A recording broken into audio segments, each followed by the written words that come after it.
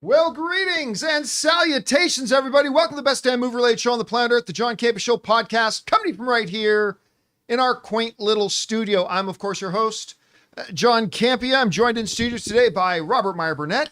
Love to be here. Jonathan Voico is here. Good morning, everybody. Chris Carr is here. Whoa. Hey, everyone. Oh, wow. Someone Oh, bumped gosh. her dang camera. No, no. I'll let you fix that in a second. But most importantly, you guys are here. Thank you so much for being here and making our little show part of your day. And here's how today's show is going to go. We're going to start off by talking about a few predetermined topics that we've got lined up for you guys. Then in the second part of the show, we're going to take your live comments and questions. If you're watching live and you have a thought, theory, opinion, question, or topic you'd like us to discuss, go ahead and throw it on into our tip link at www.streamelements.com/JohnCampea/tip. Now, here's the good news about the tip link. It's actually good 24 hours a day, 7 days a week. So if you happen to be listening to our podcast, either on Spotify or Apple Podcasts or your favorite podcasting app of choice, or if you're watching this show a little bit later in the day when we're not live, you can still send in a topic or question. And if you send one in when we're not live, we'll just get around to answering it on the next episode.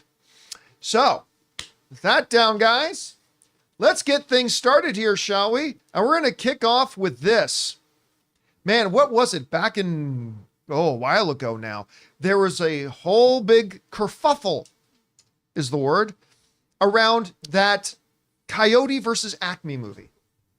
A movie that not many people had been talking about until it got announced that Warner Brothers was pulling it, even though the film was done.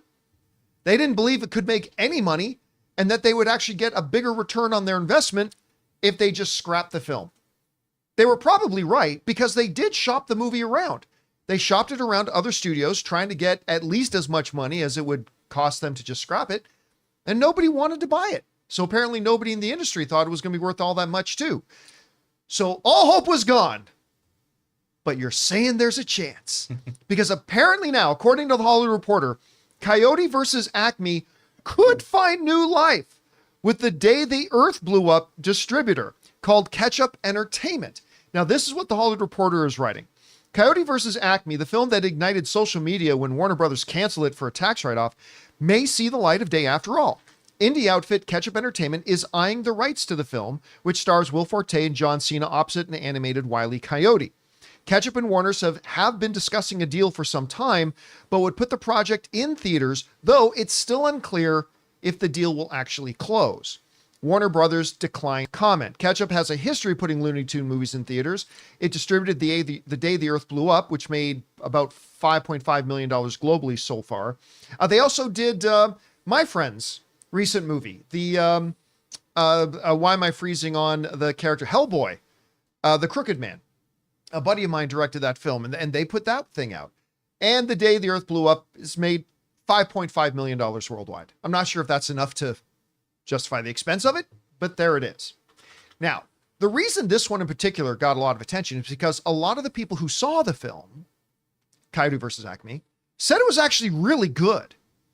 Now, unfortunately, in business, being really good doesn't necessarily mean it's going to make any money, and Warner Brothers made a business decision that we're going to actually recoup more of our money if we just scrap it.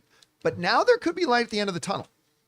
Now, it is important to point out that according to this story in the Hollywood Reporter, no deal has been made. They've been talking. So I'll tell you what, I for one would love to see this. I've heard good things about it. I love the premise of it. We'll just have to see if Ketchup Entertainment in this position actually wants to put up enough money to make it worthwhile. Anyway, Chris, I know you are one of the advocates for this movie. You've been really wanting to see this film too. Yeah. What do you think of this story? And do you think there's actually a deal to be made here? Could we finally see Coyote versus Acme? I think we could. I mean, I think there's enough buzz right now. And I know I'm talking from the point of view of our little movie bubble, but I think enough people are interested at least in seeing this see the light of day. And it's already made. It's already been made and people have said that it's great. The minute that Lord Miller said that this was a fabulous film, I was in. And plus, the original New Yorker article that this is based off of is so fun and clever. And I feel like this is a movie that is just going to be great for families, for adults, doing classic Looney Tunes. Jokes for the kids, but then things that are going to go right over the head, and the adults are going to have a great time with it. It seems charming, and as long as people keep going out to see The Day the Earth Blew Up, I feel like it's really got a shot of getting a spot in an actual theater. And that's where I'd like to see a big Looney Tunes movie anyway. Don't make me put it on my projector screen and have my neighbors think I'm weird. Come on. Rob, with The Day the Earth Blew Up, the story says they've actually been talking for some time. So before the Looney Tune movies came out. Do you think it making $5.5 million globally helps the idea of Ketchup acquiring the film and paying whatever it is Warner Brothers says that they can beat? Or do you think it hurts it? And do you ultimately think we're going to see this thing in theaters? Well, I mean, with Ketchup, first of all, I want to see this movie. Absolutely. I read that article in the New Yorker when it was first out and thought the premise was hysterical. And the fact that they did this movie and they've done it Roger Rabbit style, it's got a great cast. And the whole idea to me was irresistible. So I definitely want to see it. But Ketchup Entertainment, remember, they took I believe they have all rights to this Looney Tunes movie. So streaming, I think they know they're going to do pretty well with it. I mean, global box office might not be huge for them, but I'm sure ancillary markets will, because it's an animated film. I mean, who knows who they can sell it to? I don't know if it's going to wind up. Depends how much they had to pay to acquire it. Yeah, it really does. That's the bottom line, though, right? Yeah, and for this, I mean, I think the asking price was $50 million or something like that. Somewhere around those lines. I mean, to me, I don't understand, if this is a good movie, how you can't market this and make it a zeitgeist film that everybody wants to see.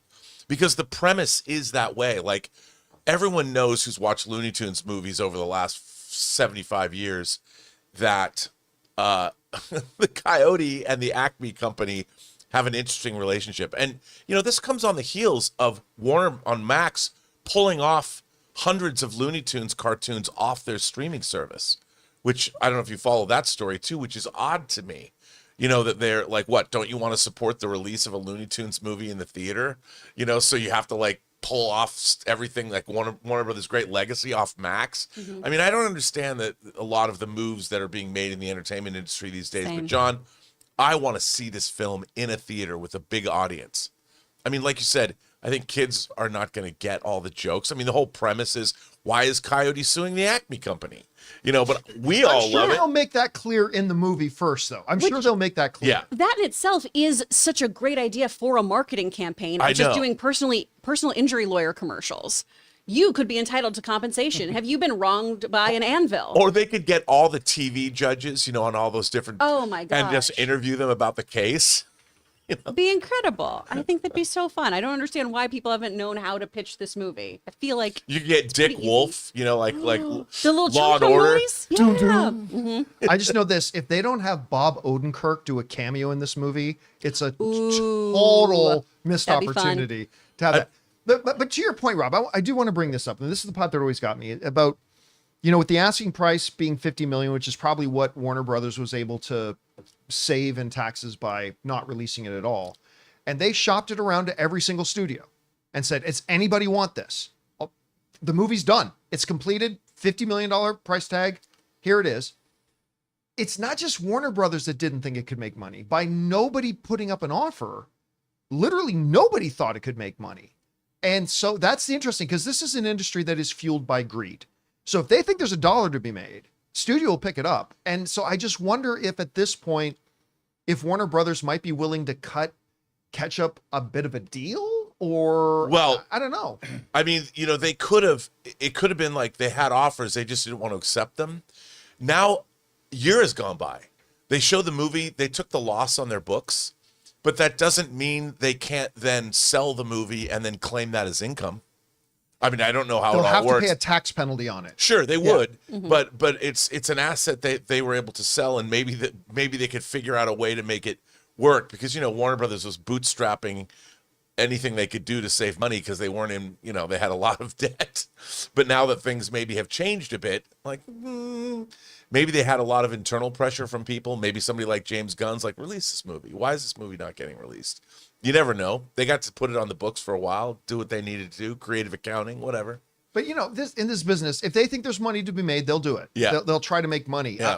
Look, from a business point of view, I'm going to say I doubt this actually gets released. I don't think Ketchup is going to be able to put up the money it's going to require them to make it worth Warner Brothers' while, and for Warner Brothers to have to pay the tax penalty they're going to have to pay, Yeah. and all that kind of stuff. But as a movie fan, I would love to see this. I really hope Ketchup is able to figure out a way that they can pay Warner Brothers what they need and still make money on it. That would be great for everybody. Anyway, guys, question is for you. What do you think about this? Apparently, the company that is distributing the new Looney Tunes movie is in talks with Warner Brothers to perhaps acquire Coyote versus Acme from them. Do you think it's actually possible? I hope they can. I do really want to see this. Whatever you guys think, jump down to the comments section below and let us know your thoughts. All right, guys. With that down, let's talk about this, shall we? Well, Snow White opens tomorrow. And I've got my tickets. I'm going to go see it, look for my out of the theater reaction. A couple of interesting things have happened. Number one, the first reactions came out about it. And the most interesting thing about the first reactions is even some people who are notably anti this movie said the movie's actually pretty good. Okay, but it's first reactions, right? First reactions can skew more positive. We'll see.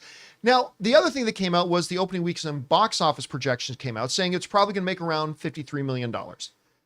Not horrible, not great. We'll see what happens as the weekend actually comes. But here's the thing. I was under the impression, and I don't know why, this is nobody's fault but my own. I had been under the impression this week that the review embargo for Snow White dropped yesterday. 2 days before a movie comes out, it's a little late, but it's not too late. 2 days before a movie comes out is still within the acceptable range to me. You know, I get major fire alarms when a movie doesn't lift its review embargo until the day before the movie comes out.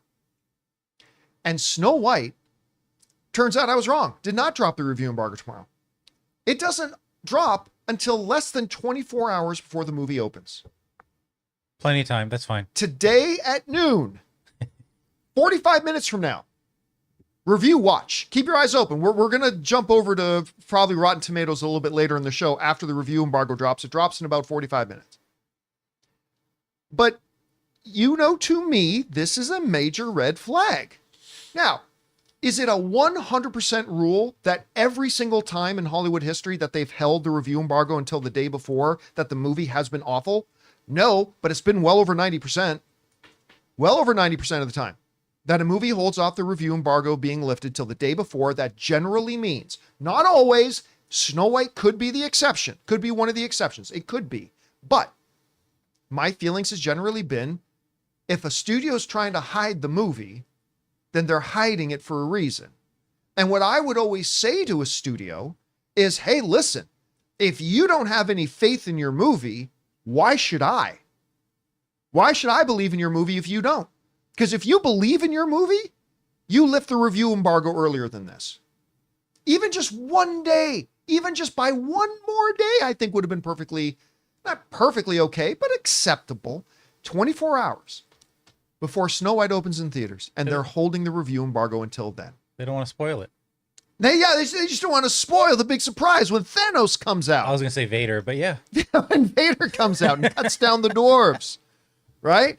I mean, so listen, I am the only person in the world that thought the trailers actually looked pretty good, although I've had massive doubts about the movie. We will see. Hopefully, in 45 minutes, we're going to jump over to Rotten Tomatoes and see positive reviews. It's going to be lit. I hope we do. I really hope we do. It's possible. It has happened. It just doesn't happen often.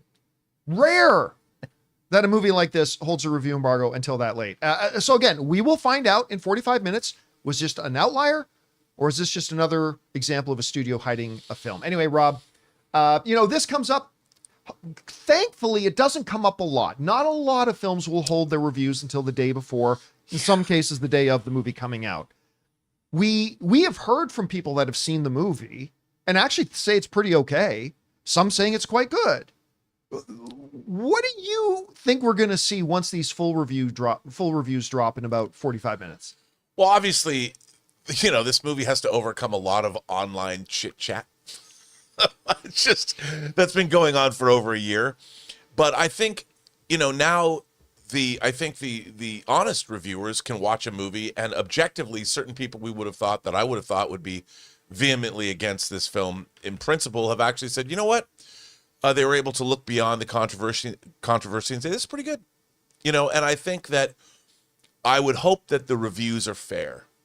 That's all. I mean, I don't want to see any movie. To be honest, movies are so hard to make anyway, and you can be as cynical as you want about Disney and all that, but it's still difficult to make a movie. And it's really hard to make, especially when you're following up one of the great animated films and one of the first animated films ever made, and with everything they've had to put up with.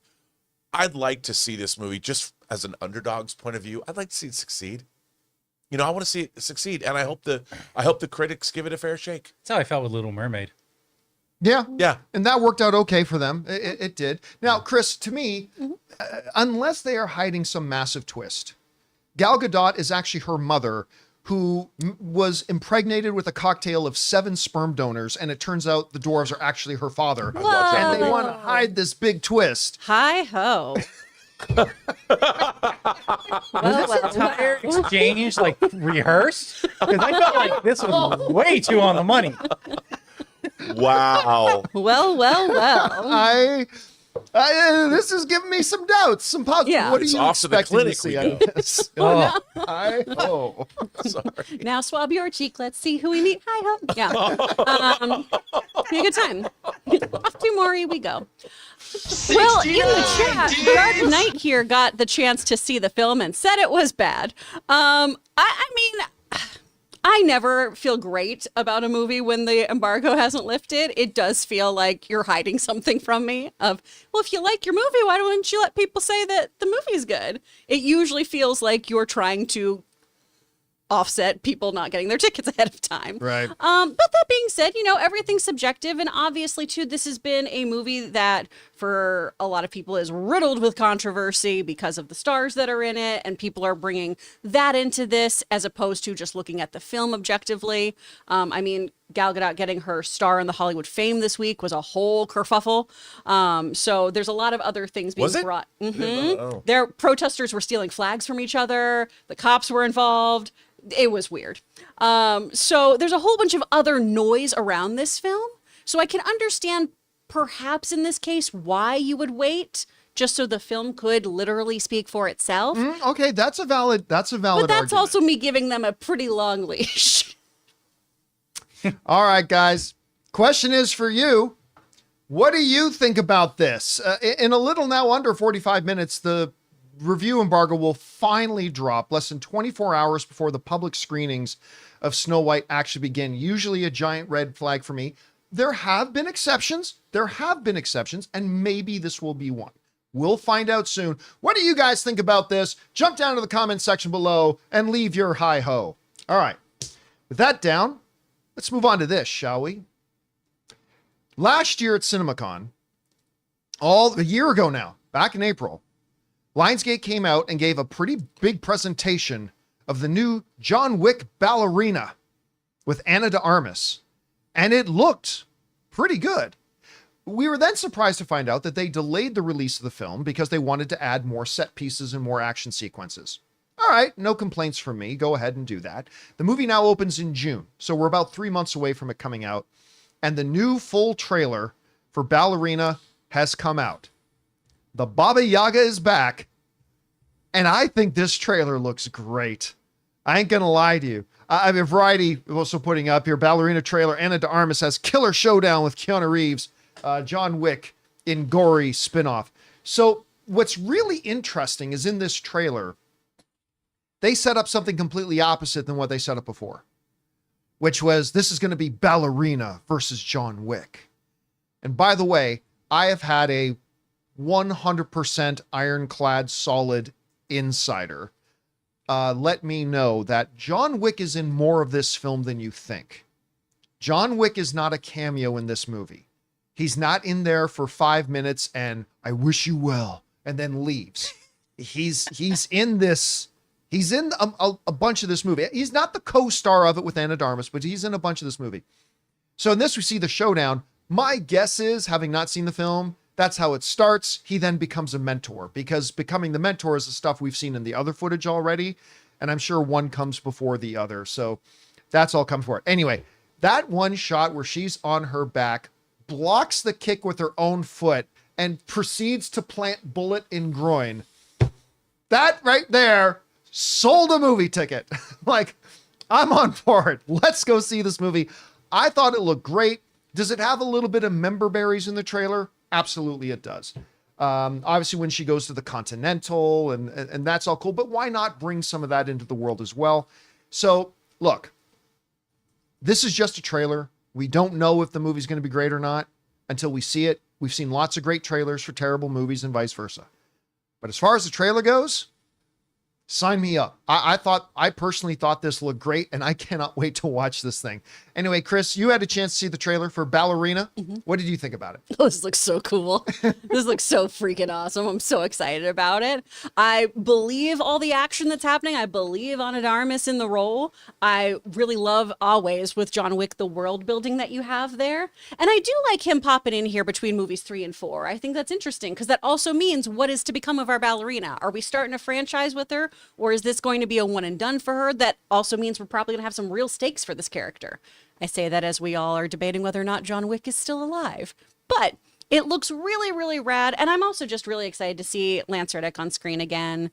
He unfortunately passed, and I'm really looking forward to seeing him do this role once again. But the action looks killer, and it's going to be a fun shoot 'em up. By the way, our viewer Marcus Y puts in the live chat. This is a bit of a movie news insider joke, but Marcus Y writes in the live chat, "Are we sure Ana de Armas is in this movie?" If you guys remember the movie Yesterday, in which she was in the trailer and then she didn't actually appear in the movie. Yeah. Anyway, well said, Marcus Y. Well said. Anyway, Rob, you had a chance to see the trailer for this. What did you think about What's it? not to love?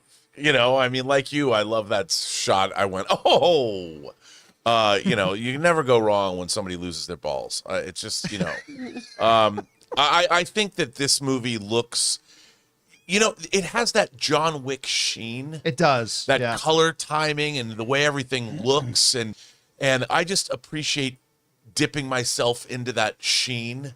I love the color of fire, the color, the gunshots in the darkness.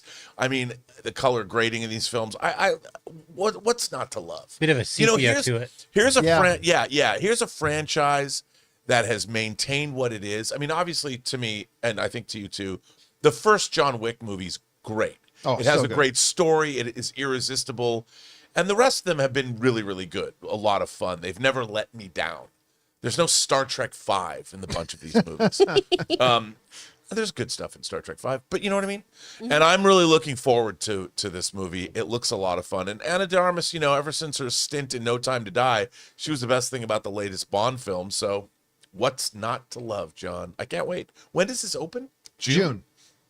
Opens in June. And I mean, look, there's a lot of possibilities here. Like some people have speculated, and I don't think it's crazy that, yeah, sure, they probably, with the reshoots they did, it wasn't reshoots, it was additional photography to put in some more action set pieces.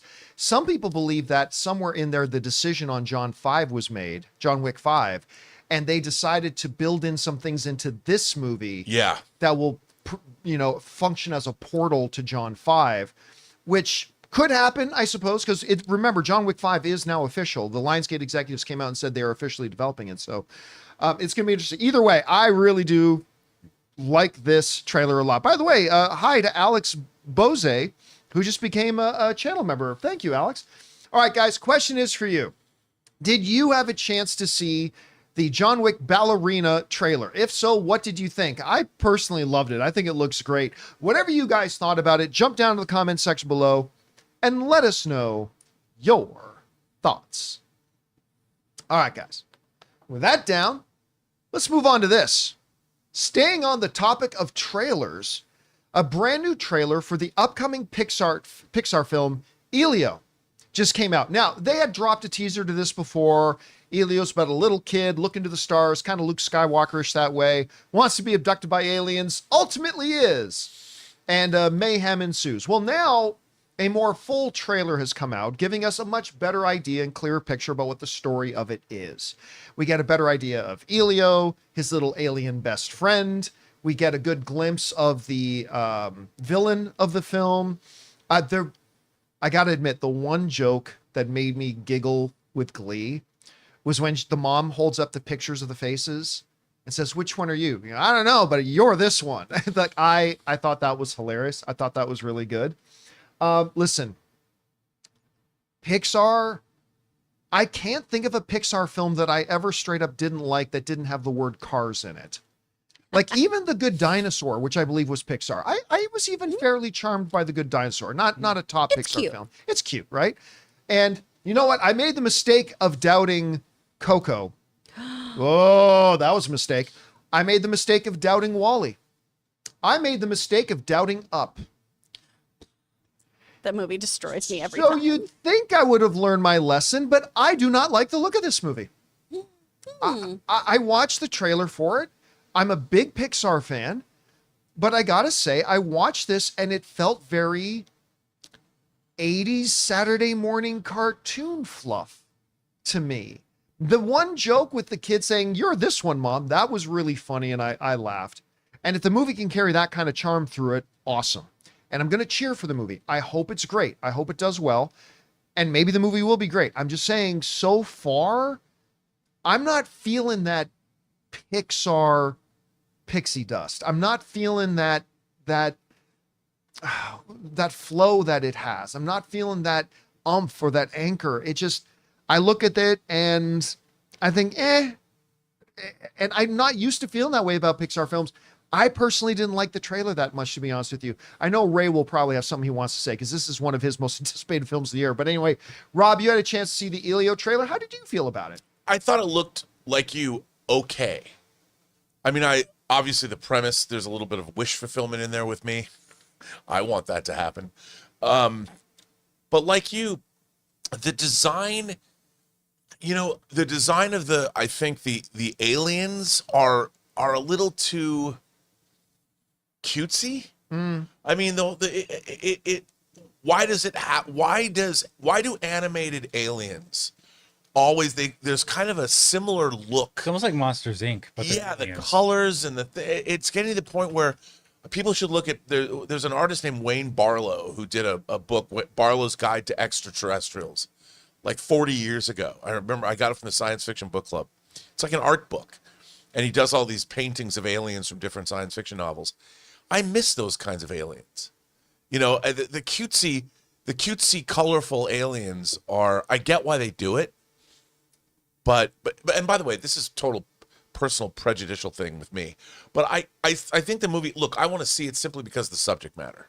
I want to see it simply because it's Pixar. Yeah, and I'm interested in seeing it for that reason alone. But it didn't make me go, oh, I got to see that. But then again, I thought with Lightyear, I'm like, oh, I got to see that. And I love the first half an hour because we saw the first half an hour. And First then the rest half hour of it, Lightyear was so good. it's so good. And then you then watch it got it so go, bad. Oh. And Lightyear had more of a realistic sci-fi bent. So the very thing that I'm asking for, Lightyear did it, and I ended up not liking Lightyear.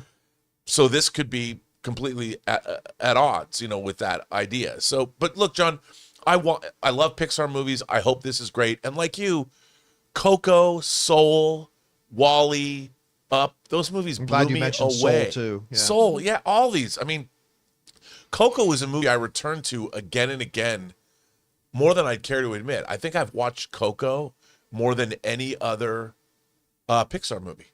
I don't know what that says about me, but boy, do I love that film. It's a bad business to bet against James Cameron, and it's also a bad business to bet against Pixar. Anyway, Yeah. Chris, you had a chance to see the trailer for Elio. What did you think about it? I think it's cute, and I think it's a good first trailer.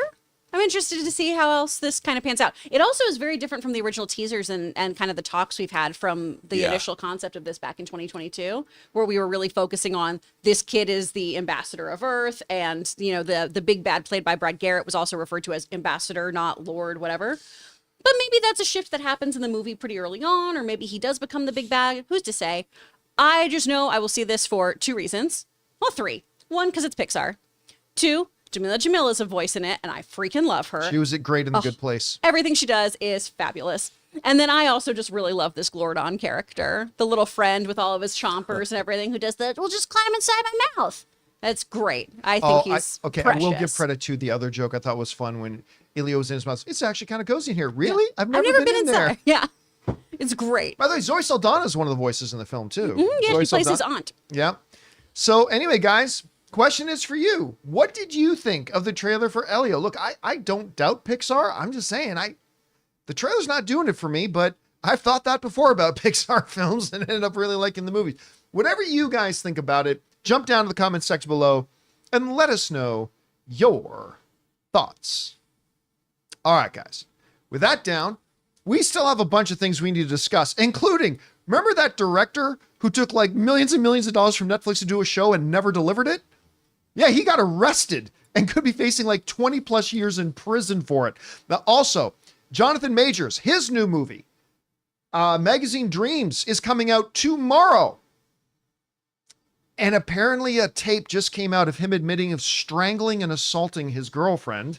Also, John Bernthal did an interview with Entertainment Weekly and addressed the fact that he actually walked away from playing Punisher during the first iteration of Daredevil Born Again before they went back and reshot the whole thing. We're going to talk about those things and a few things more, but before we do, we're going to take a quick second to thank one of the sponsors of today's episode of the John Campea Show podcast, our friends at Indeed.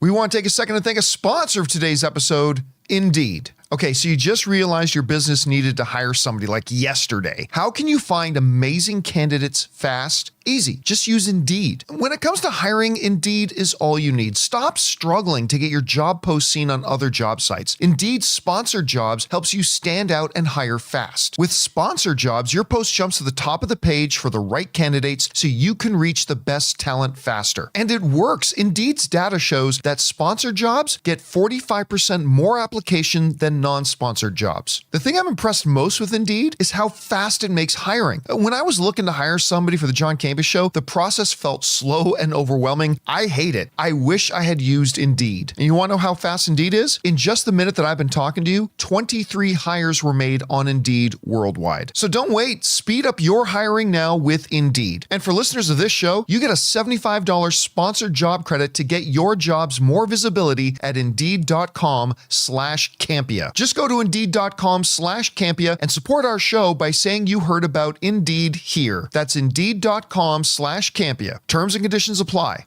Hiring? Indeed is all you need. And thank you to our friends at Indeed for sponsoring today's episode of the John Campea Show podcast. All right, guys. With that down, let's move on to this. In one of the stranger stories we've ever covered on the John Campea Show, this is going back, I think, now a couple of years. But do you guys remember? Netflix had put up tens of millions of dollars and apparently just put it into a gift bag and handed it over to this director, who I believe the way you pronounce his name is Carl Rinch. I think that's how you pronounce his name. And then Carl Rinch, whatever his name is, just said so long and thanks for all the fish and just never made the show. And then he went back to them and said, I need $11 million more. So Netflix, being the brain surgeons they are, said, okay. And they gave him $11 million more dollars. And he went and bought himself some Rolls Royces and never made a show. Crazy, right? Well, now, according to Deadline, the dude's been indicted and arrested for wire fraud directly connected to this particular story with Netflix. They wrote the following: federal prosecutors have indicted Carl Rinch for allegedly taking $11 million from Netflix for a long-promised sci-fi series that simply never got made. In a case with Keanu Reeves cameos, some bad crypto deals, a pledge to be able to control lighting, 5 Rolls Royces, and a scathing portrait of an industry drunk on its own content needs, the 47 Ronin director is looking like the rest of his life is going to be behind bars if found guilty. So what did he do with all the money? Well, let's see. Where did it go? I had it highlighted here. There it is. Rinch used the money he had left to speculate on cryptocurrency and on personal expenses and luxury items, including approximately $1.7 million in personal credit card bills, approximately $1 million on lawyers to sue Netflix to get more money from them. He used Netflix money to sue Netflix to try to get more money from them. That's what I'm talking about. I love that strategy. I love that. And for lawyers related to his divorce, approximately $400,000 to stay at the Four Seasons Hotel and at various luxury rental properties. Why you got divorced? Approximately $3.7 million on furniture and antiques, including approximately $600,000 to purchase 2 mattresses. He's going to the mattresses, John. I like a good sleep as anybody, but $600,000 on 2 mattresses and approximately $300,000 on luxury bedding and linens, approximately $2.4 million to purchase 5 Rolls Royces, and one Ferrari and approximately $650,000 on watches and clothing. Yeah, I But no think show. I think Netflix is missing the bigger picture. This is the movie. This is your It's 6-part very meta. docu-series. But They this is love the true movie. crime documentaries, and he's just doing that. I Also, mean- as a cheap person, how do you spend that much money on? Are mattresses that expensive, you guys? What the hell? When they're filled with cocaine and hookers, yes. And virgin tears. Yeah, That's why I keep not getting cocaine in my mattresses. I am just like, we often would make fun of Netflix. Now they have changed things recently, but the big running joke, as South Park so eloquently put it, Netflix, you're greenlit. I mean, they were just greenlight anything, and it seemed like they were just handing out money, and this guy just took the money and never made a show, and now is facing up to 20 or more years in prison for doing it. Okay. So there are two questions that rise into minds such as myself. Number one, what the hell was he thinking? But number two is, how has somebody else not done this before? Really, this guy just made it look easy. Like he just kept taking their money. When he ran out of money, he gives them a call and says, we need more money. And they gave him more money because, guys, in his defense, who can get by on 3 Rolls Royces, right? If you're going to have 3 in the driveway, that looks odd. 5 in the driveway, that looks right. And they just kept giving him money. So part of the question to me is also, how is Netflix this stupid to not have some oversight? So, hey, what is actually happening? That initial $44 million we gave you? What's happened with it? Netflix also constantly, though, is like, why would I put a movie in theaters to make money? That sounds crazy. They also spent $300 million making Electric State. So to which the Russo brothers have now just come out and said, yeah, that's pretty dumb. Did you see that? The Russo brothers just interviewed saying, yeah, that's probably not a sustainable model. It's like, you don't say. They're like Robert De Niro's character in Mean Streets, essentially. Just never paying back. You know why I borrow from you? Because you're the only sucker I don't have to pay back. I mean, and again, when you look at this guy, let's bring up my screen here. That's a trustworthy looking fella, right? Like, sure, I don't suspect anything unbecoming. Anyway, Rob, you hear about this story.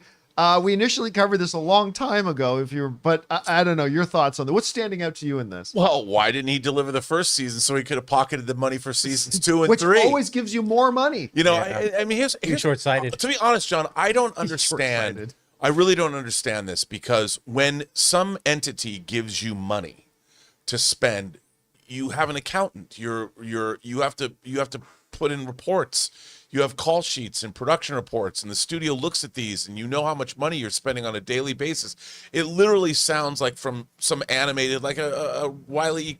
Coyote cartoon, like someone gave him a bag of money, and he just walked away with it. It sounds like a bad plot in an Entourage episode. The thing is, nobody does this. I'm more curious. First of all, he's a douche. He shouldn't have done that. It ruins everything. It's like a kid that ruins it for the whole class. Which is so everybody allows kids like that to get away with it these days. But I don't understand how do you get money with no oversight? Well, that's what I'm wondering. How do I find out how to get money And where do with I no get this oversight? money? Please. I'm wondering if we find out there was some collusion with some employees or something. Yeah, I don't understand with this many millions of dollars. And where's the thought process? Like you said, I'm going to go buy $600,000 mattresses. Do you think someone's not going to find out about this? So where does one even buy a $300,000 mattress? I've got the That's card. what I'll I'm give it to you. confused seen about. such a thing. After the show, I'll give you the card. And first of all, he's got to have this money parked somewhere. So there's records of all of these transactions.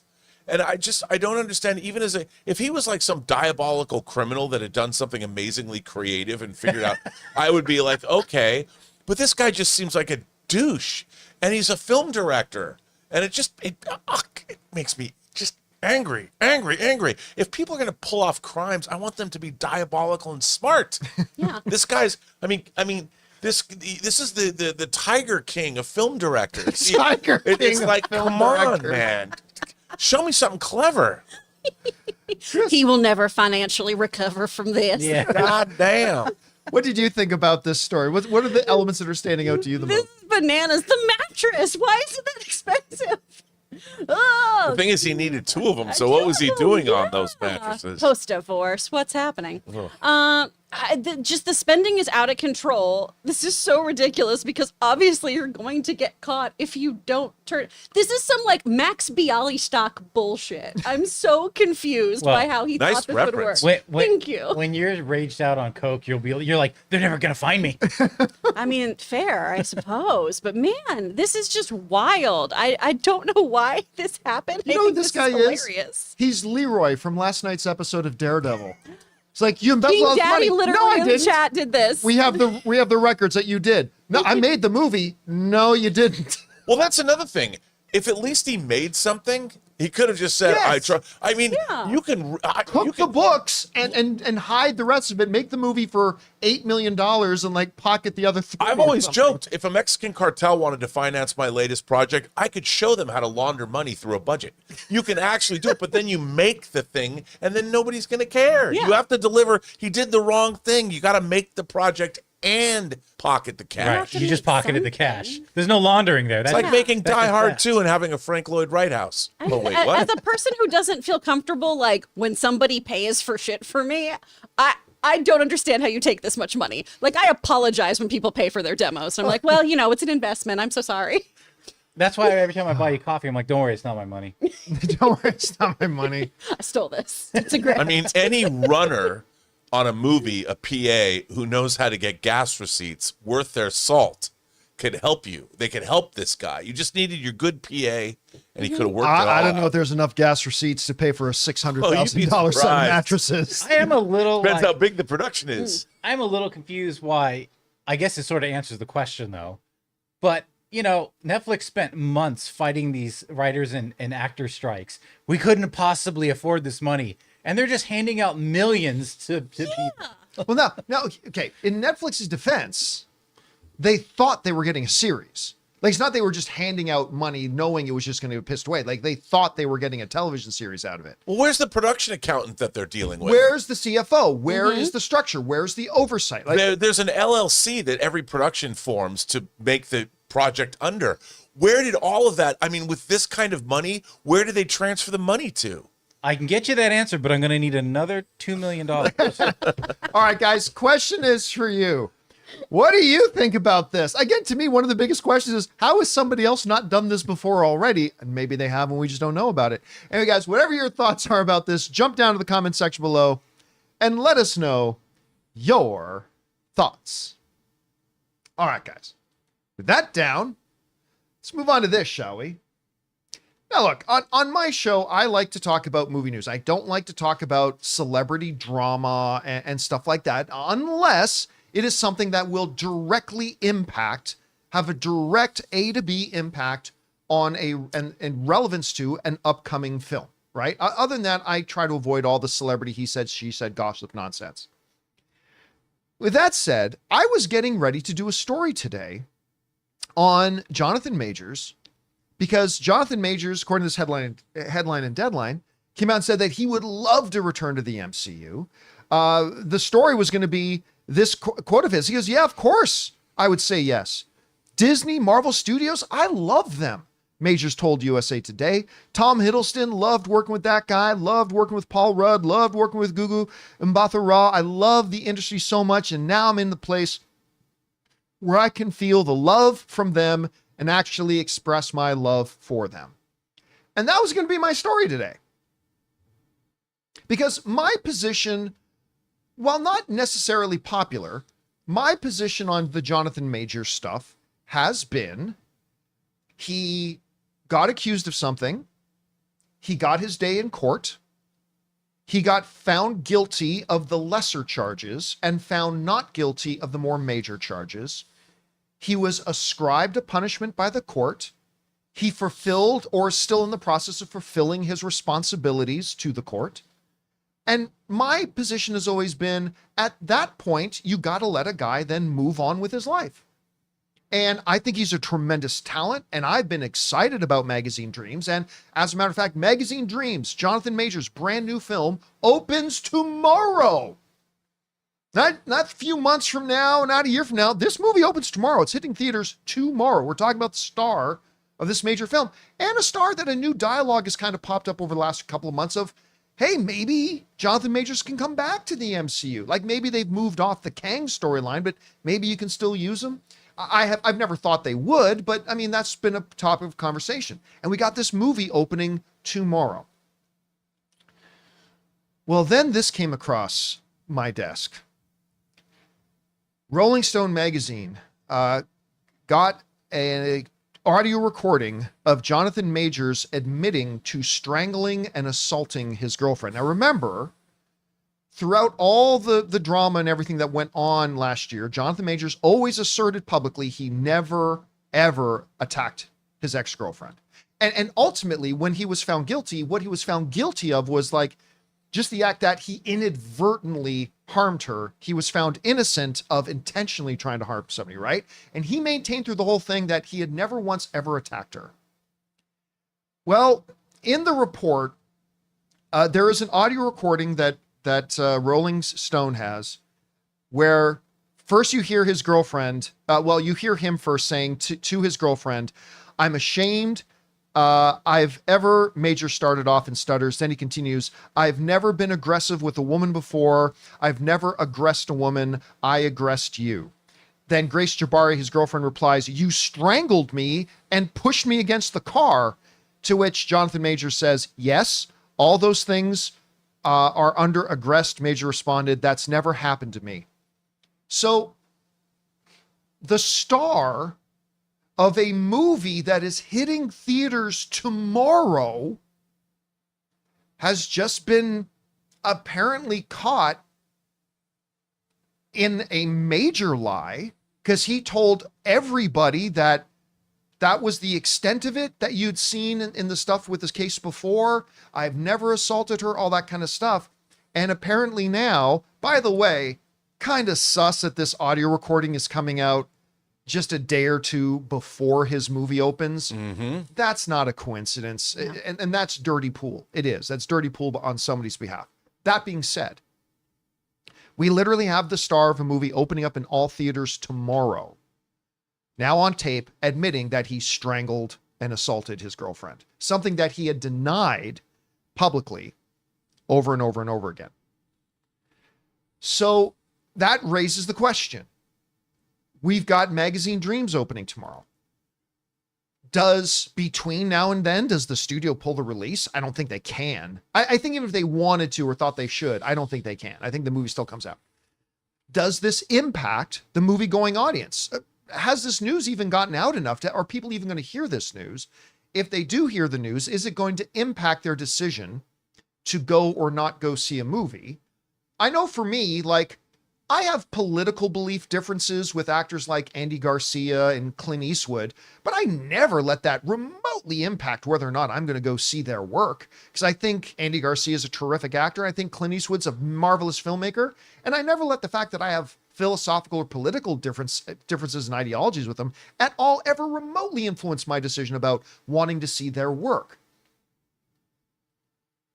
Big muscular guy choking out and throwing women against cars, that's something different. And whether I should or shouldn't, I will admit that kind of thing will whether it should or should not, that kind of thing will influence whether or not I choose to go see a movie with this guy starring in it. Now, look, it needs to be pointed out that I have not done the verification checks on this audio recording. I have not hired a law firm or private investigators to investigate the veracity of this audio recording that Rolling Stone has. And maybe we find out somewhere down the road that the whole thing is doctored and it's all AI generated and it's just all was made up to make Jonathan Majors look. I'm leaving room for that. I'm leaving room for, in today's world, of course I'm leaving room for that. That's a possibility. But I think it's an understatement to say this is not a good look. And I think if there were any whispers and discussions in the halls of Marvel about maybe bringing Jonathan Majors back, I believe this puts it, not that there were, we don't know that there were any discussions, but if there were, this probably halts that right away. Anyway, Chris, you heard about this story. We've obviously over the last couple of years, we've talked a lot about this story. About this ad nauseum, yeah. I thought this whole thing was done, right? The jury found that he wasn't guilty of the more major stuff. He was guilty of some of the minor stuff. He got ascribed a punishment. He's done it. I've said on this show, he should be allowed to move on. Let him move on with his life now. How much does this, if it's verified, and that's an important thing to know, how much does this change that? Or how much does this alter the narrative surrounding Jonathan Majors right now? How did you take this story? Oh, it can completely change it, right? Especially right before this new film comes out that is supposed to be his kind of return to form, his return to grace, if you will. The audio itself, because I went and listened to it a couple of times, it's very messy. It's very like staticky. There's a whole bunch of other noise in it and everything. And it's eerily calm, which when you're having a discussion about domestic abuse, if you are the victim in that situation too, I imagine you would not be raising your voice or doing many things to try to keep things calm. And that's just me making assumptions, right, of whether or not this actually all happened. And if he really is admitting to that. I do think it's worth note, just bringing up, and the Rolling Stone article talks about this too, that a judge did bar any previous instances of alleged physical abuse from the trial. Because it was about a separate incident before 2022. altogether. So there were no other things that could come in to kind of play into Jonathan Majors' character in that way, right? We're not going to talk about any other instances or these issues with another ex-girlfriend, Emma Declan, is that her name? Let me double check. Emma Duncan, excuse me. Those kinds of instances were kind of pushed aside. So all in all, that trial itself was messy, and this is just more mess on top of it.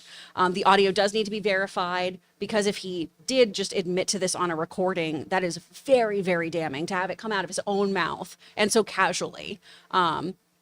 And especially to say, you know, I aggressed you, as opposed to fully owning what actually happened there. Yes, that is an act of aggression, but that's also a much more politically correct, sanitized way to say, I put hands on you, I harmed you, I hurt you.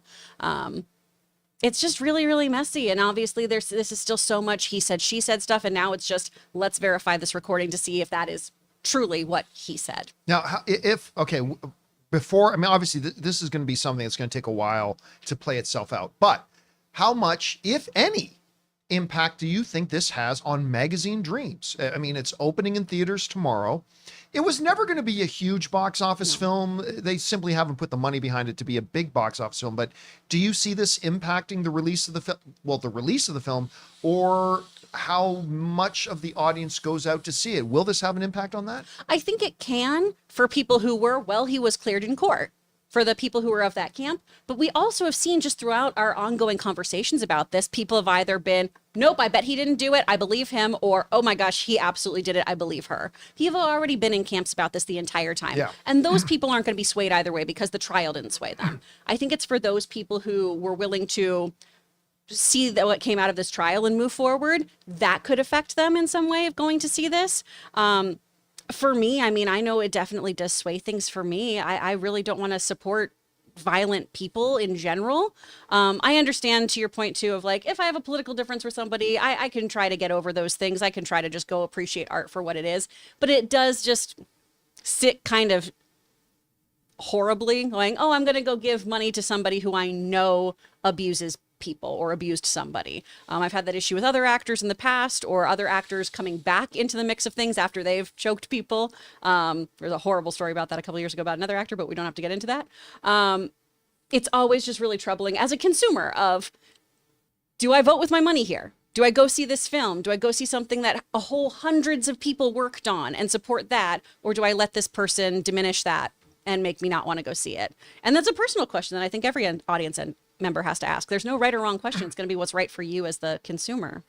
Rob, we saw this story come out. I mean, we all thought we were done talking about this whole thing, but this new movie is coming out tomorrow. What stands out to you here, and what kind of, if any, impact do you think this story is going to have on Magazine Dreams, opening tomorrow in theaters everywhere? What do you think about that? Well, first and foremost, I think that, you know, the justice system did take its course, and this whole thing was prosecuted, and the outcome was the outcome. I think that, for me, obviously, if violence was done then there should be a price to pay.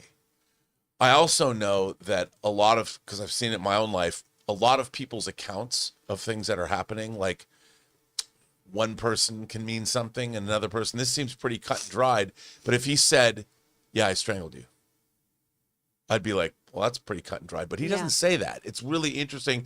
And I don't think, like you said, I listened to the recording too, and it seemed a little odd, like if he was remorseful or if it was in a certain situation. I don't know. I mean, I can't even care to speculate on it. Whether or not it affects the movie, I think it could. I think it absolutely could.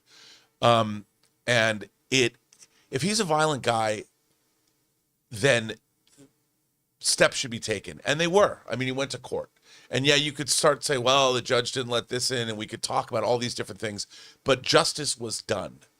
And I don't like this idea that people are always second guessing court decisions, whether they're right or wrong. That is our justice system. And I tend to believe in at least the concept of fairness under the law. But I mean, this gives me pause, and stuff went down. There was violence done. Yeah. And you can't, and until, I mean, I didn't see it. I wasn't privy to what was said in court, but I do think that, and obviously this was kept, this was released. It was done on purpose. This court case was going on for years now. And I mean, yeah, like I said, I find it very, very suspicious. Yeah, I think it's very, and comes out like literally 48 hours before his movie. If you're pissed that a court case doesn't go your way, releasing something like this on the eve of a movie coming out, the last thing that he did, which, by the way, by all accounts, was doing very well in festivals. This whole movie got derailed because of this. Now it's getting released. It's suspect to me, but I just think it's unfortunate all the way around. And I think it will affect the release of the movie. And the filmmakers who made the film didn't know anything about this, didn't have any part of it. And I think ultimately there's a lot of people that put a lot of time and hard work into the film. And I think this is unfortunate for them.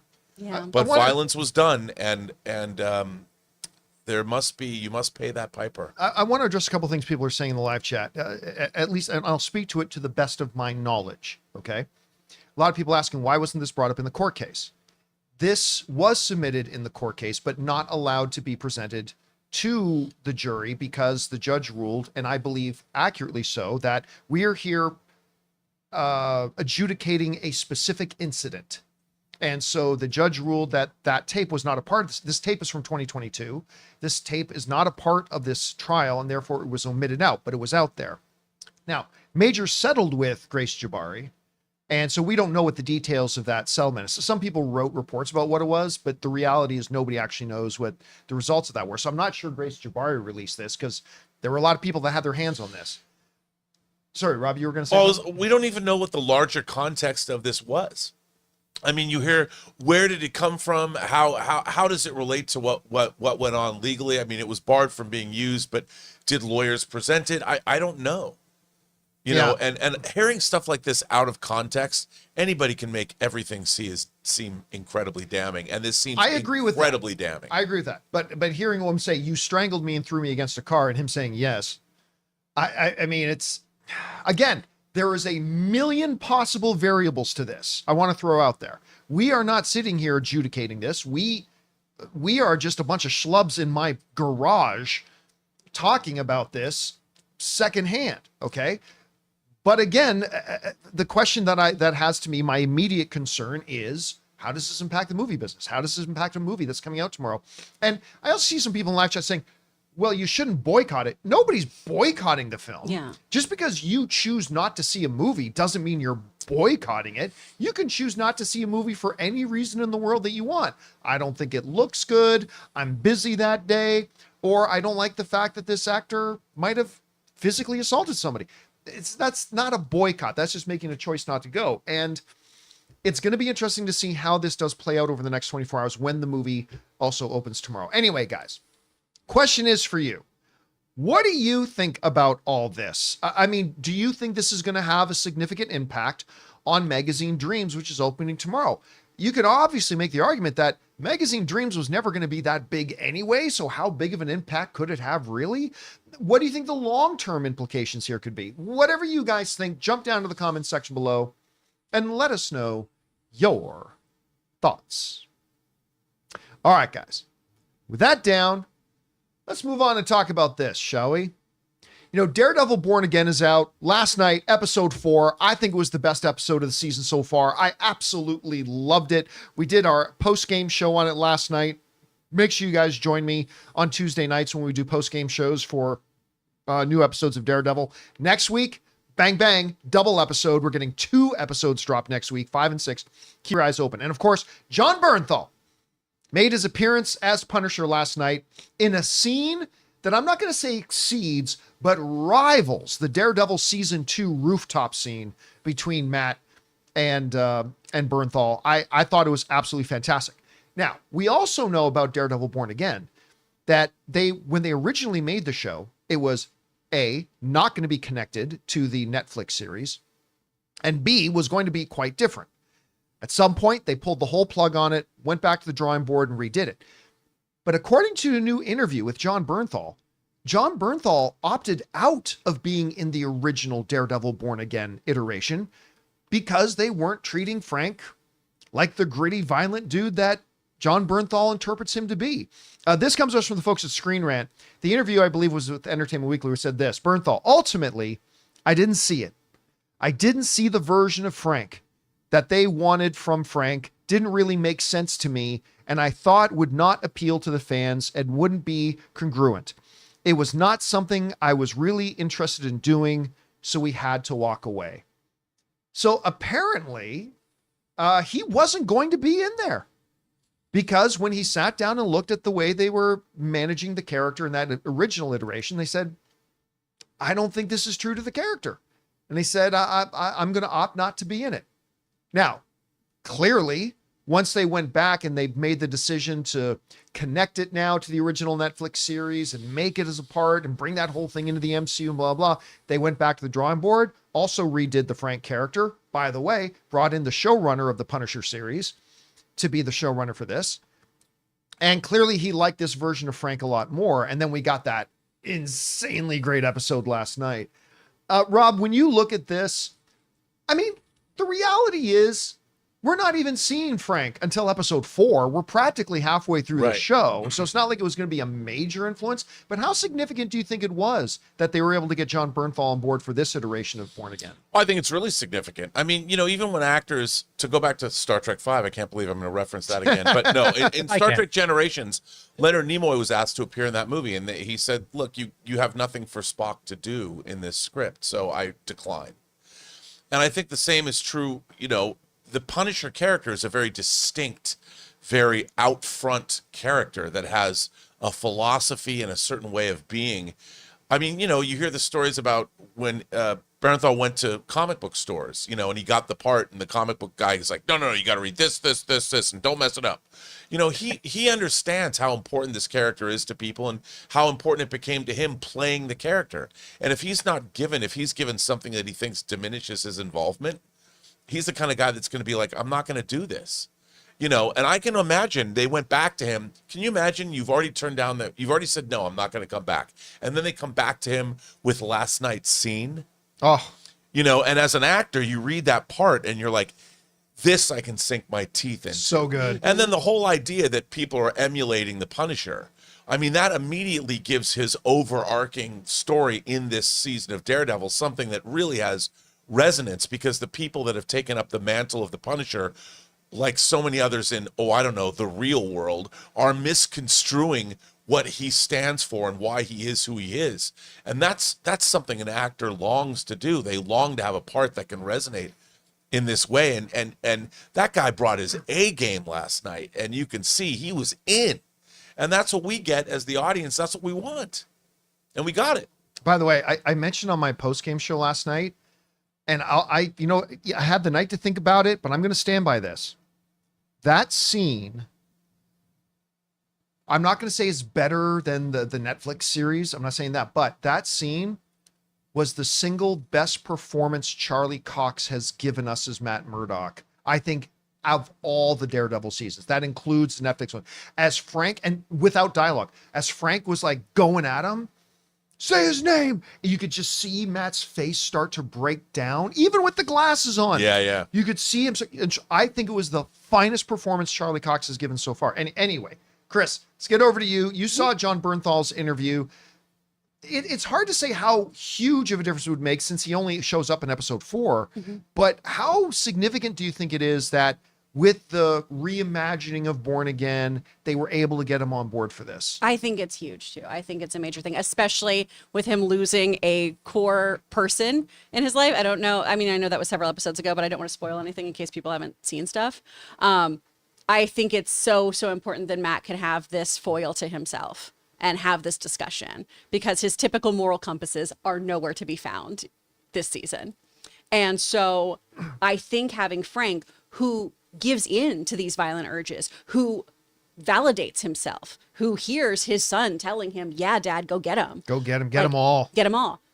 I feel like this was such an important discussion for Matt with everything he's grappling. Now, obviously, vigilante justice is not great in the real world, but it was such a wonderful moment between the two of just fighting who they truly are and who they want to be. And I feel like this is the whole just like crux of who Matt Murdock, who Daredevil is as well. We don't need him to be in a church to see that he grapples with guilt. Yeah. He can be anywhere, and that's always just with him. And to have Frank him call him out and to talk about how he is not of service, how he is not doing what he should be doing, was a really poignant scene and so powerful. And Bernthal just delivers. He's such a tremendous actor. He's so gifted. And I think a lesser actor would not have been able to handle that monologue with the just intensity and the pure raw emotion that he was able to bring to this and bring out of Charlie Cox as well. It's also neat seeing that life has not been good for Frank No. in the last 6 years. How do you think things have been going? Like it was like, so that's pretty, you know what was also interesting? The fact that Matt has known where Frank has been this whole time. I really hope they explore that more. Like, Matt has always kept tabs on where Frank is, only now decided to approach him. Did he get snapped? Do you think he disappeared in the end? Shadow snapped? Did the Punisher go? Ooh, That, maybe. you know, that's never been addressed, never been touched. Nope. That's interesting. I do think this was a really great example, too, of how less is more in your writing. We didn't need to know Frank's backstory or what's been going on for the past few years. All we needed was how does it look like it's going? And we know. Yeah. We just that know. was the Like best it's been thing going. ever. All right, guys. Question is for you. What do you think about this? I mean, we ultimately don't really know how that first iteration of Born Again was going to go, but once they retooled it, decided to connect it to the old Netflix series and stuff like that, how significant of a move do you think it was that they got John Bernthal back on board? I mean, we've only had a very, very small sample size, but that was the best scene of the season so far, in the best episode of the season so far. However you guys feel about it, jump down to the comment section below and let us know your thoughts. All right, guys, with that down, it's time for us to move on to the main part of our show, which is, of course, taking your live comments and questions. But before we do, we're going to take another quick second here and thank another sponsor of today's episode, our friends at BetterHelp.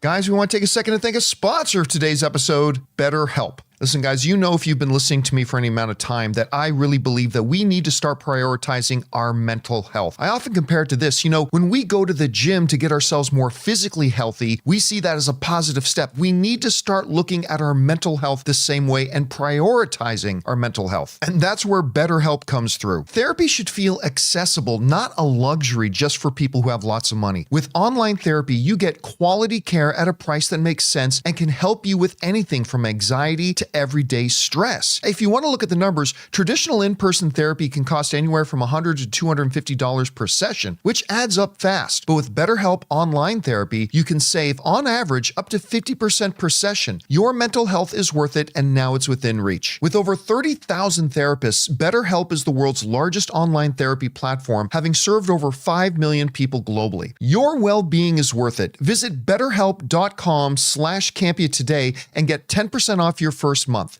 That's BetterHelp, HELP.com/Campea.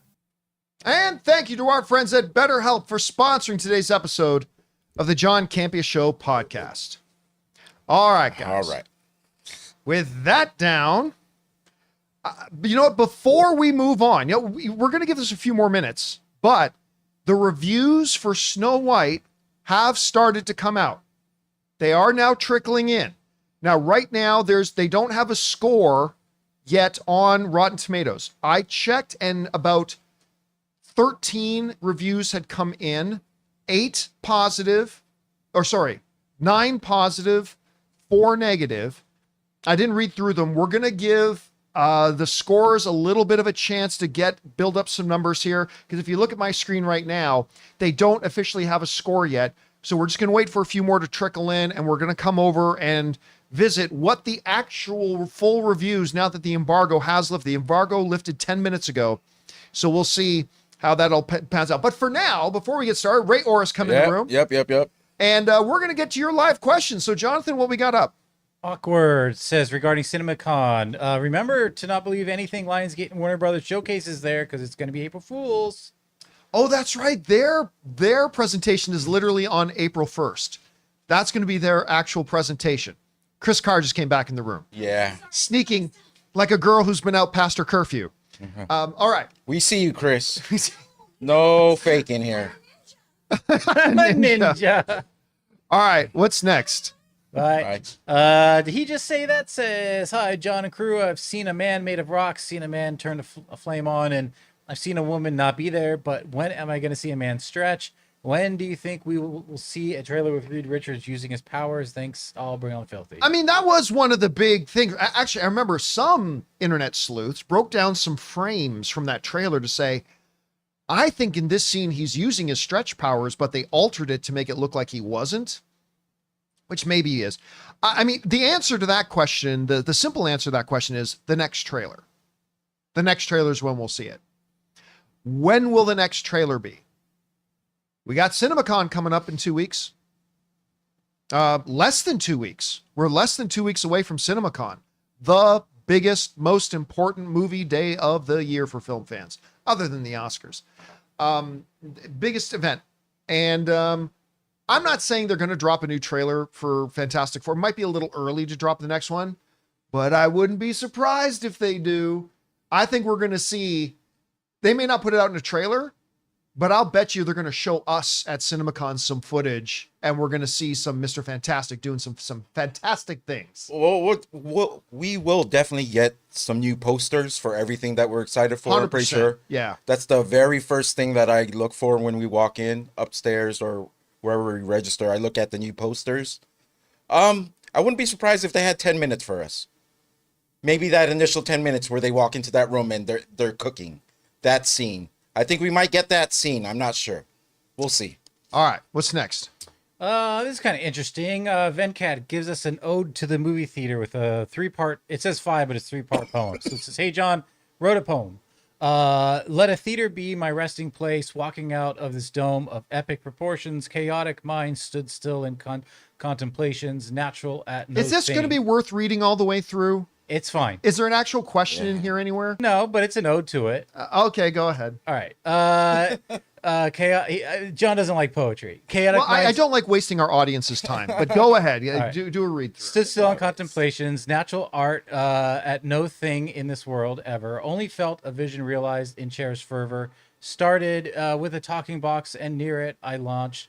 Engrossed in the maker's mind, I munched to worlds unknown, to thoughts coerced in the palms of fellow another.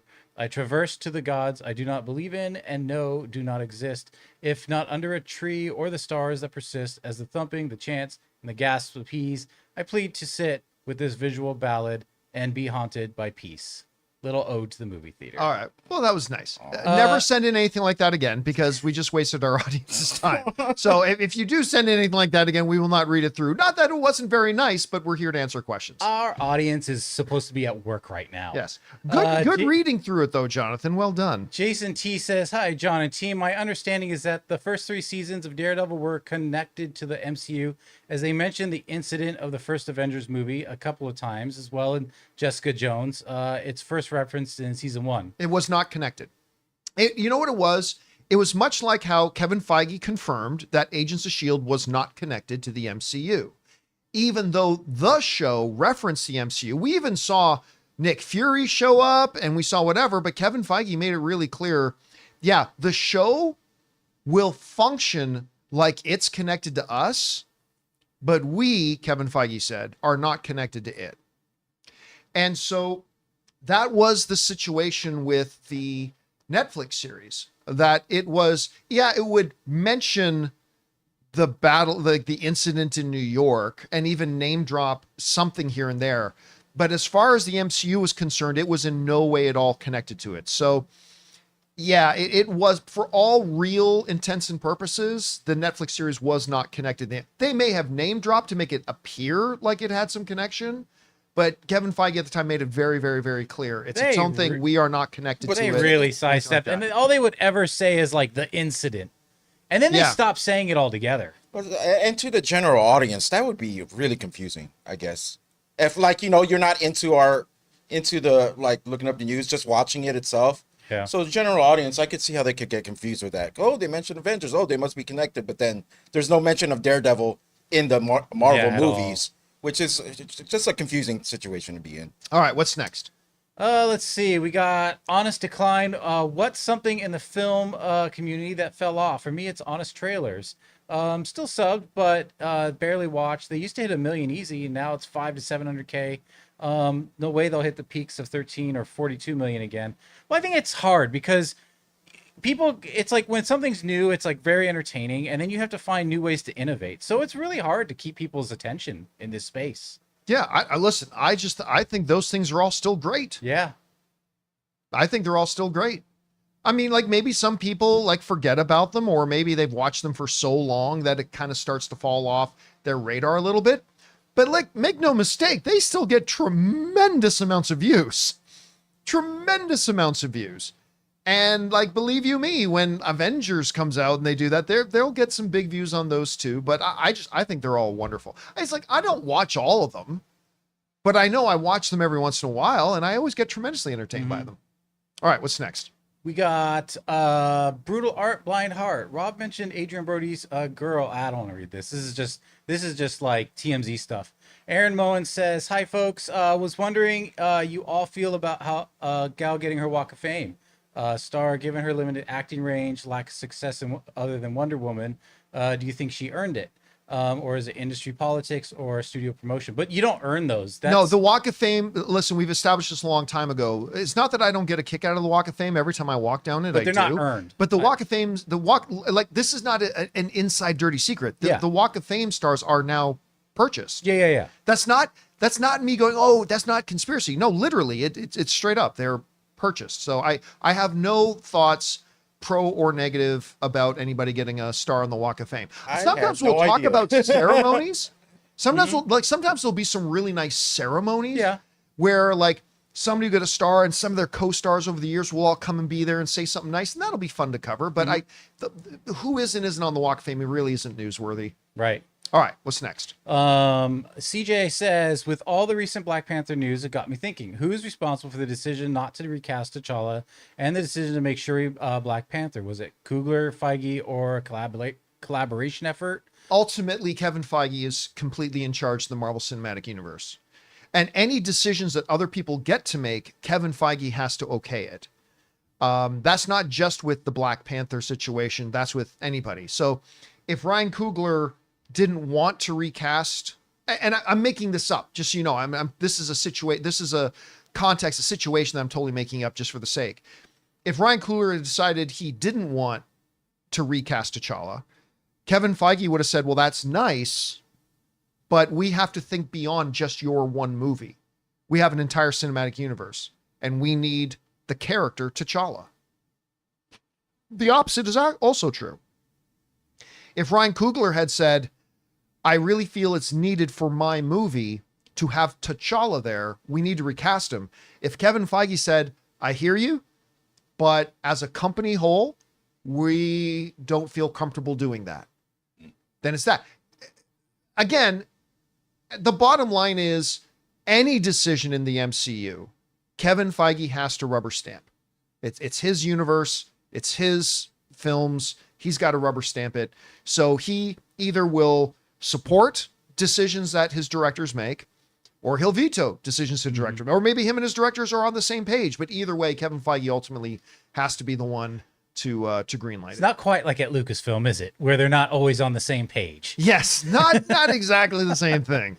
All right, what's CJ next? follows up and says, any particular reason why the next Avengers movies are shooting in the UK instead of Pinewood Studios?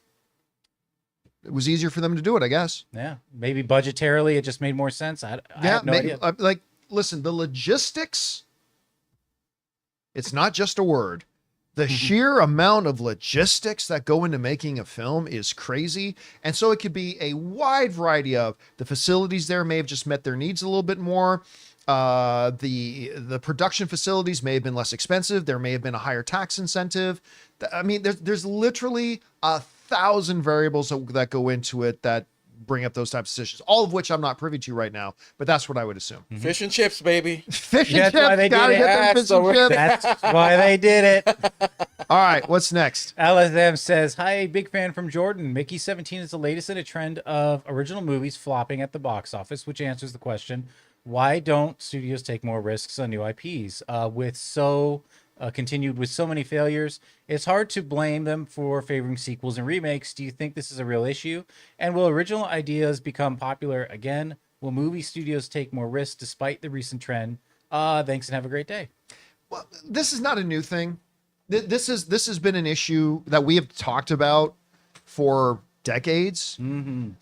You know, whenever there are few things in movie fandom that drive me more crazy than when I hear a fellow film fan try to sound like they're insightful, going, Hollywood doesn't make original films anymore. Yeah, they do. Y'all just don't go see them. Y'all just don't go see them. Mm-hmm. It is a statistical fact that more original films are made today than any other time in Hollywood history. It's a fact.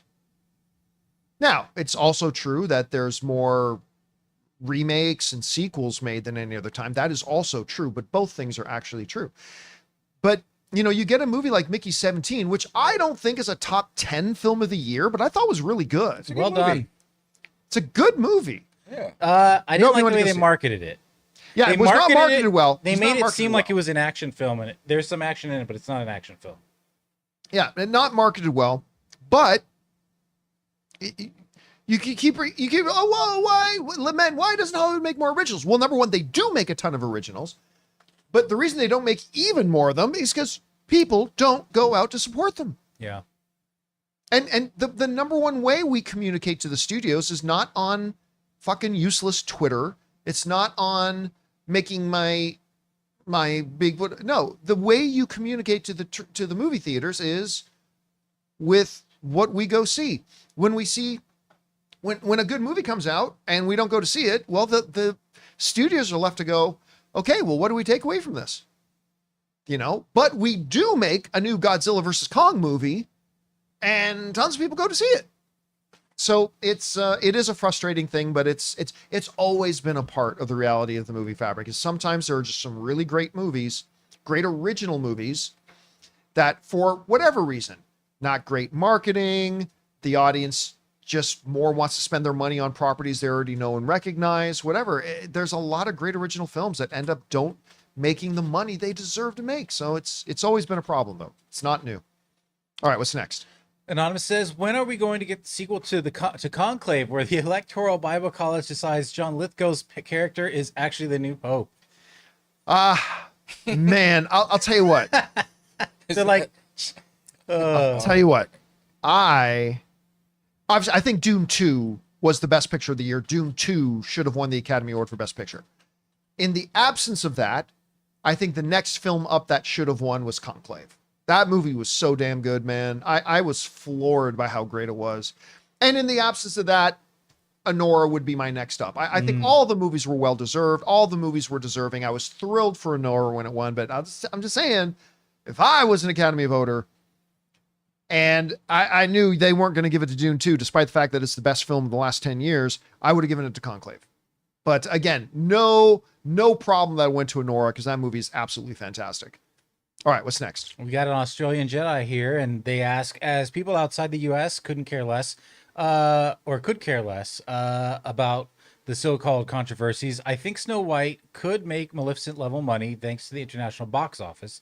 I also think this has become a trend with films that have more diversity. We've talked about it ad nauseum. I mean, I really don't know how Snow White's going to do. It'll really depend on how good or bad it is. Like I said earlier in the show, it's a real red flag to me that they held off on the review embargo, and reviews are starting now to trickle in. But like I said at the beginning of the show, it is a massive red flag to me when a studio holds the review, hides We got a number. the review embargo. Oh boy. We got a number. Yeah, we got a number right now at 51 reviews. Okay, it could be worse. It's at 45%. So just under half and half. So just under half and half. Yeah. Again, this is why I said at the beginning of the show, it is a massive red flag when studios hide the reviews until the day before the movie comes out. If you have, and I acknowledge there have been some exceptions, but they've been rare exceptions. I got a question. Yeah. Is Gal Gadot's star dried yet? We could. Can they take it back? Can they remove it? Sorry. I mean, now look, we're only at 51's reviews. It could go up a little bit, could go down a little bit, whatever. I think this is probably roughly where it's going to be, somewhere between the 40 and 50% range at this point. But again, it proves the point. If they were really confident in this film, they would have lifted the review embargo earlier. And my whole thing has always been, if you're not confident in your film, why should I be?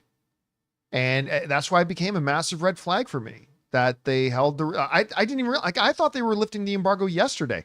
48 hours is okay. But when I found out they were releasing it today, that's a problem. However, I will say, just looking through a lot of these, and not to we can't go into it too deeply, but a lot of these just kind of seem to be, if they're negative, it's like, well, it's not like the 1930s one. So I don't know. But I wanted to bring up something that has become like a trend. It's like these first reactions that we get from the premieres and stuff. Lately, it feels like they've been night and day with when the reviews come out. Is it just because it's just a smaller sample, and they may have gotten like their maybe the I don't know what it is, but it feels like the premiere first reactions that we cover, they're a lot more nicer than when the reviews come out. Well, that doesn't actually happen as often as people pretend it does, because how many times have we done first reactions and go, see, first reactions aren't always positive? I mean, it happens all the time. Right. But I've always said, like, I think when people are allowed, there are two different review embargoes. There's social media embargo, and then there's the full review embargo. The social media embargoes always skew a little bit more positive because you've only got 140 characters, right? You've only got, and you tend to say your more positive things and then hold off until later. I'm looking through the reviews right now. I'm not coming across anybody who hates the movie. Right. Even this negative one from Rolling Stone saying this Snow White may not be the worst live action adaptation. This negative one from Seattle Times. The end result is neither good enough to be a classic or bad enough to be a guilty pleasure. Like, none of them are saying they hate it. None of them are saying they love it. None of them are saying they hate it. That's funny. It just sounds like even this positive one from Peter Ham from Deadline. Snow White isn't going to make anybody forget cherished childhood memories of the one that started all for Disney, but this one is certainly enough to make you whistle while you watch. So it seems like the negative ones don't hate it. The positive ones don't love it. And as of right now, it's sitting at at a 45. And again, this just again goes to what I said at the top of the show. It is and it's now dropped to 43. It is a giant. When will people start listening to me when I say it is a giant red flag when a studio holds off on its review embargo? Now, granted, this isn't like 20%, and again, people aren't hating it. But again, it is a big sign to us when studios don't show confidence in their films to let the review embargo lift. Anyway, let's keep going here. What's next? What is next? $20 from Maria says. Thank you, Maria. Hello, John and team. I haven't really been feeling any of the new movies or TV shows lately, not even Daredevil. Anyway, just wanted to stop by and say hi and thank you for everything you do. Your show always brightens my day. Watch Shrinking. Just do that. Simply do that. The world looks like a better place. I know I keep raving on about Shrinking, but I cannot endorse this show enough. The show is so freaking great. And if you're looking for the world just to seem like a brighter place, go watch that show. Get about 5 episodes in. The world looks totally different to you, I guarantee you. Anyway, thank you for supporting us on that level, Maria. And again, go check out Shrinking. I think you'll love it. All right, what's next? We got Mark Choi with a $20 tip. Thank you, Mark. Says, hi, gang. On Monday, you reported Starship Troopers remake by Neil Blomkamp. Coincidentally, I had tickets to see the OG movie for last night at the Culver Theater, the old ArcLight, now Amazon's. My first time, I had such a blast, and Q&A with screenwriter to boot. Very fun. That would be fun. So that's cool. Cool coincidence. You know, one of the best things for me about moving to LA, especially when I first moved to LA, I lived right in Hollywood. I lived right on Sunset Boulevard. And the ArcLight was just like a 10-minute walk up the street for me. And I would go there. One of the coolest things was all these screenings done with either the writers or directors or producers or star of the movie. I remember, I think it was in the first week or two that I was in LA, the ArcLight did a screening of Tootsie. One of the greatest comedies ever. Yeah, I like that movie. And they had, I believe, the director and Dustin Hoffman was there. And it is, if you live in LA or New York, take advantage of those screenings, because going to those screenings where like these classic or older movies where you got some of the people, the original makers of the film there, it's a lot of fun. And I'm glad you had that opportunity last night. All right, what's next? Anonymous says, The Wrap is reporting the live-action Power Rangers series is coming to Disney+. Putting aside whether it's true or not, why did they feel the need to specify that it would be live-action? Power Rangers has always been live-action, a live-action franchise. Okay, so okay, you got to pay attention to this because this part is very, very important. I don't care. I don't care. Who cares about Power Rangers? That being said, in an era, I don't like, why not mention it's live action? Why not mention it? I mean, in an era where a lot of younger skewing IPs can jump back and forth between live action or animated, just to make sure there was no ambiguity about it. There's nothing wrong with reporting that it is indeed live action. So there's that. I really don't care about Power Rangers whatsoever. Now, I admit I was pleasantly surprised by the last Power Rangers movie. The one with, why am I freezing on the name of the actress? Elizabeth Banks. The one with Elizabeth Banks. I actually got a kick at it. I thought that movie was going to be straight up junk. And I had to admit when I watched it, you know what? This wasn't bad. I was mildly entertained by it. Didn't really change my mind that, I mean, who cares about Power Rangers? I certainly don't. If you do, that's great. I'm not taking anything away from it if you do, but you asked me, so I have to give you my take, and my take is I really don't care about it. All right, what's next? Fan of Steel says, sorry about the question for Rob yesterday. I'm not usually able to watch the show live, so I didn't realize they didn't stick around. My family and I are currently moving from Minnesota to California right now, so thanks for keeping us company. Woo! Hey, get listen, used to some warmer weather. As somebody who moved from northern East Coast to southern West Coast, yeah, you're in for a big change. I got to admit, like, even amongst, I'm a little bit rare, not massively rare, but a little bit rare amongst my Canadian brethren, that winter is my favorite season. It's actually my favorite season. But like your favorite season in actual like winter? Yes, like in real winter. Like, so because I like winter here, but that's like fall. Yeah, winter here is like fall.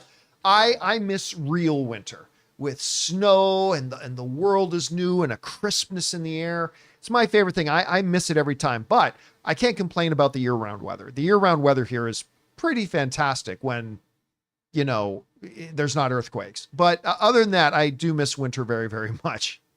All right, what's next? Mark Choi says, just saw a news clip from 2 weeks ago. Movie theater ceiling collapses during Captain America's scrking in Washington. I heard about that. No yeah, I think somebody brought it up on the show before. Yeah, only 2 people were watching. I kind of chuckled at that too. Would have been a disaster if it was sold out.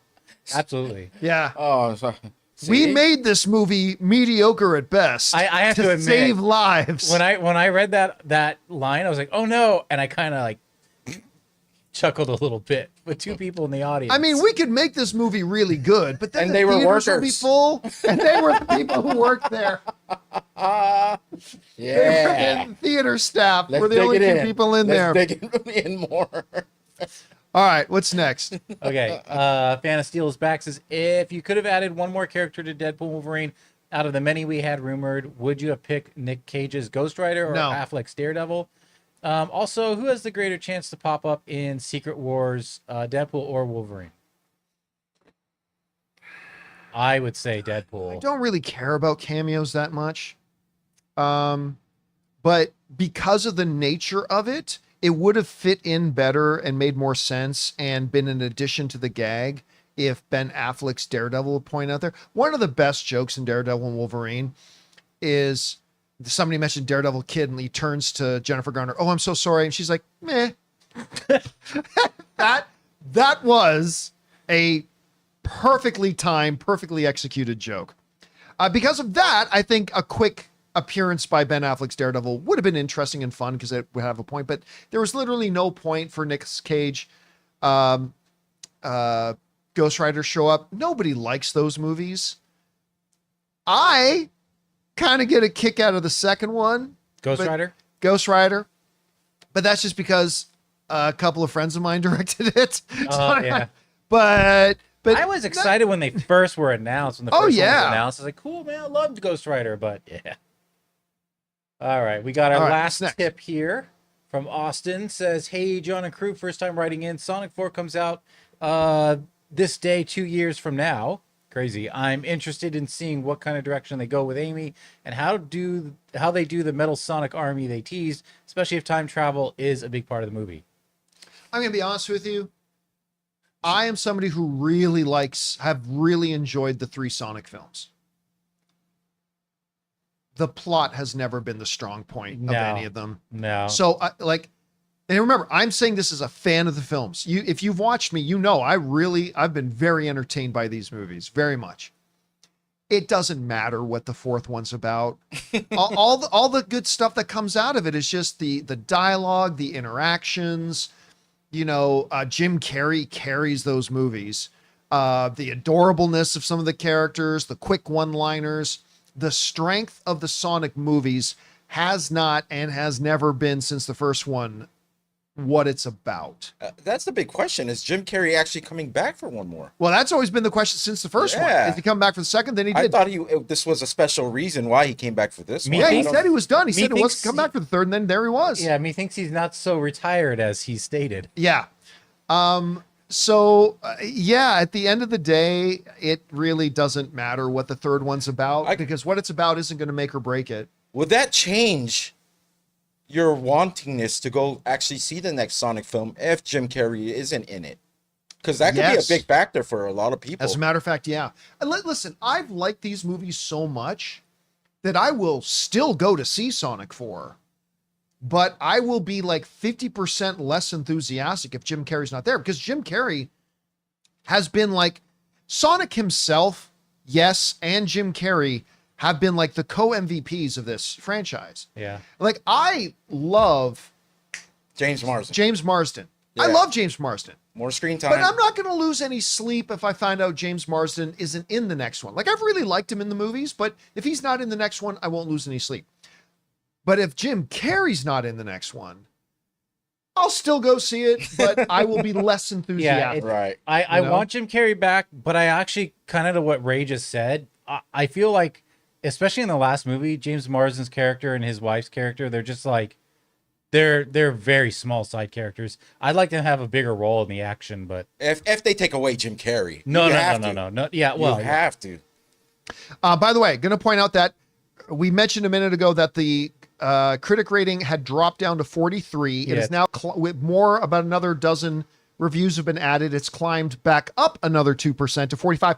Again, so I think that's where this thing's going to land. It's going to land somewhere between 40 and 50%. Maybe as low as 39, maybe as high as 51. Yeah. 52, something like that. That kind of looks what it's going to be. Man, the first 42% movie that hits $1 billion. So anyway, there you go. And again, I'm reading through more of them.